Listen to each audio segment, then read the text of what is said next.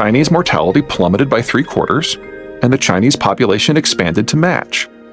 China, like everyone else, saw its population surge from under 800 million in 1970 to over 1.4 billion in 2021.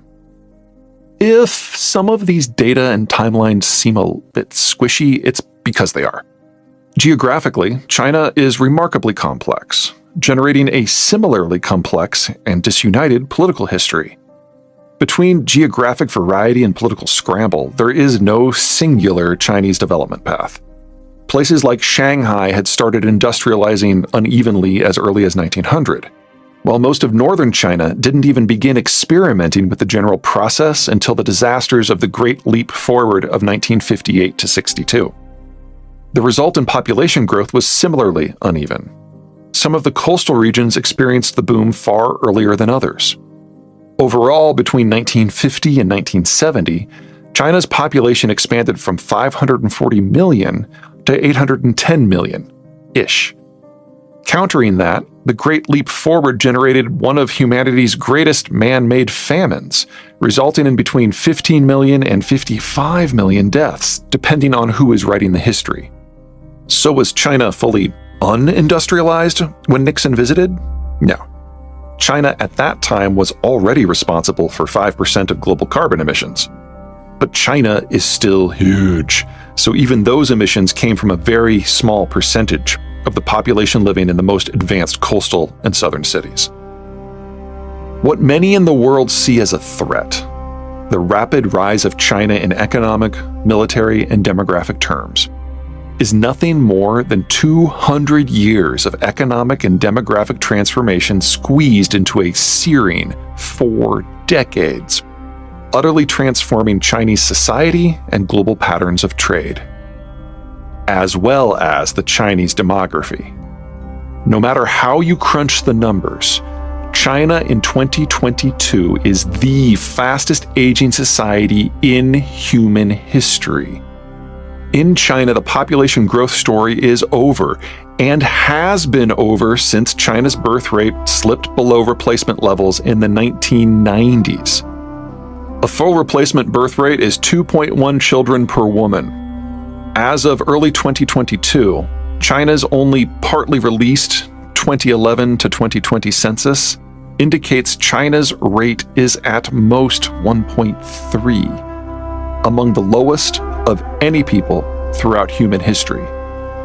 The country's demographic contraction is now occurring just as quickly as its expansion, with complete demographic collapse certain to occur within a single generation.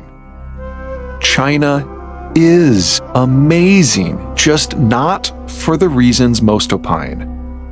The country will soon have traveled from pre-industrial levels of wealth and health to post-industrial demographic collapse in a single human lifetime, with a few years to spare.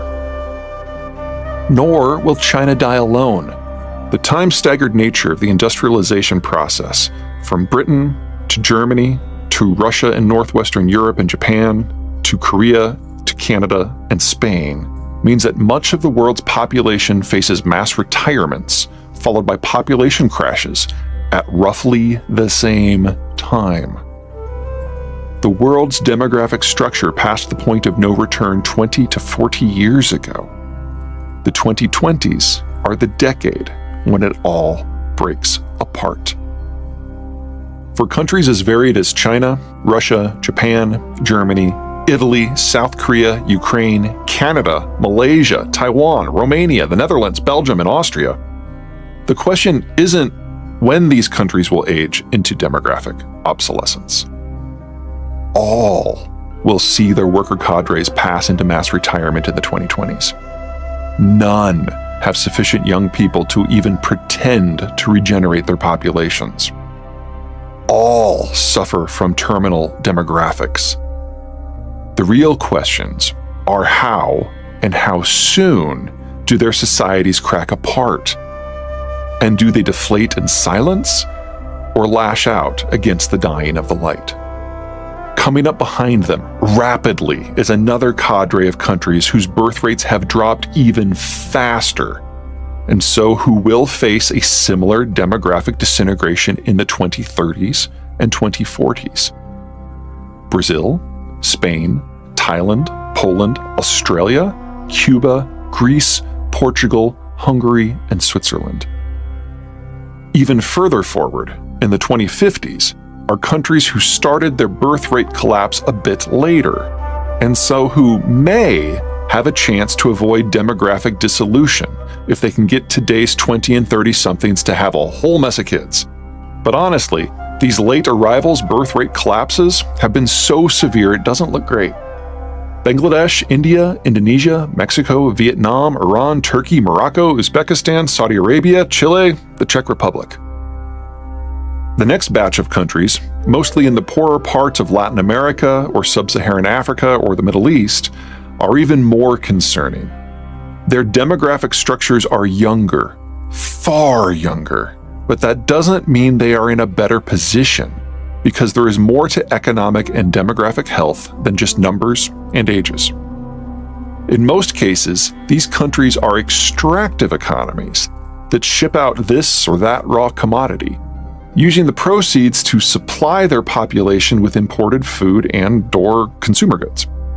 In many ways, they've managed to access portions of the industrialization process, most notably lower mortality, more reliable food supplies, increased urbanization, and population booms, without experiencing the bits that make advancement stick: increased educational levels, a modernized state, a value-added economic system, social progress, industrial development, or technological achievement. In a safe, globalized world, such a hybridization model can limp along so long as the commodities flow out and the money flows in. But in an unsafe, fractured world where trade is sharply circumscribed, outright national collapse will by far not be the biggest problem these peoples face. In these countries, the very population is vulnerable to changes farther abroad. The industrial technologies that reduce mortality and raise standards of living cannot be uninvented, but if trade collapses, these technologies can be denied. Should anything impact these countries' commodity outflows or the income or product inflows, the entire place will break down while experiencing deep-rooted famine on a biblical scale.